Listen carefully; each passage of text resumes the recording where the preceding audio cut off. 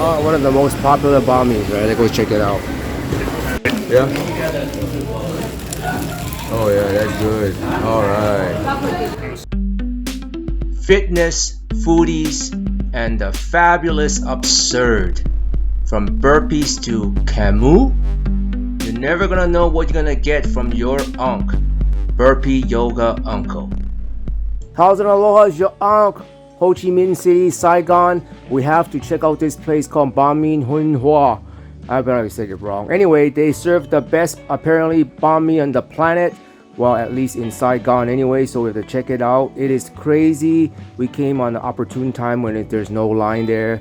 One of our fans here can speak Vietnamese, so I got a chance to actually go in and see how they make the sandwiches, and it was kind of fun, man. He was telling us some jokes that the lady working there was talking to him about. Look at the amount and the stack of receipts. You can see that they're super popular, and they make the banh mi right there.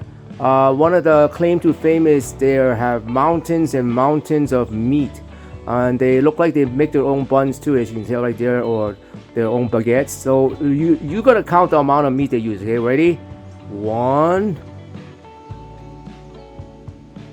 2 and 3, 2 and 3. They have sausage or something like that. 2 and 3 there, 4, and then 5, 6, 7, I think it was 8. At the beginning there was 2 different kind of meats he put in, and then the 9. So try one more time. You can see there's actually 2 kind of meat he put at the beginning, 1 and 2. There you go. So a total of 9 different cuts of meat they put in there along. But the biggest thing about this particular banh mi is the fact that they have pate, real pate in there. In the States where we're at, they don't usually have pate in the banh mi, and that makes all the difference. That thing right there, that's slop fest right there. I call it slop fest. It took 3 of us to eat 2 of these banh mi, and look at the amount of meat that's in there. You really literally have to taste it.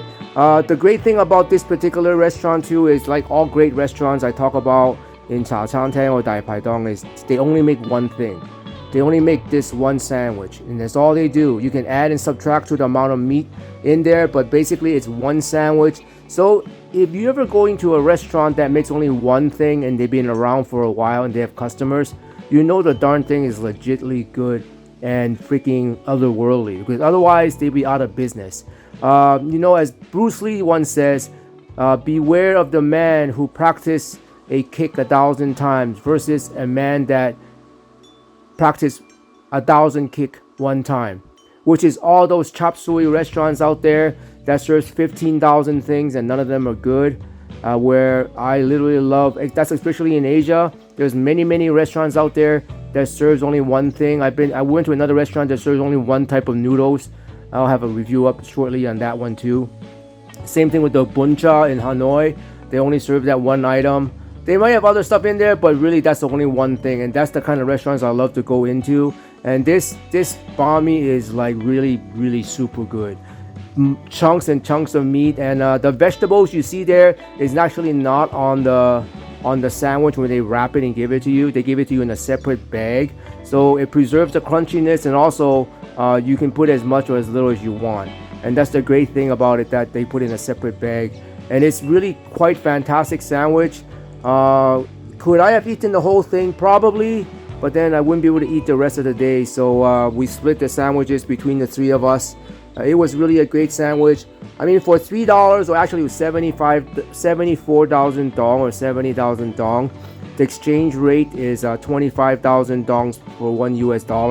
So it's like about $3 for that sandwich. I mean, where I'm at, a freaking banh mi sometimes costs as much as $10 US.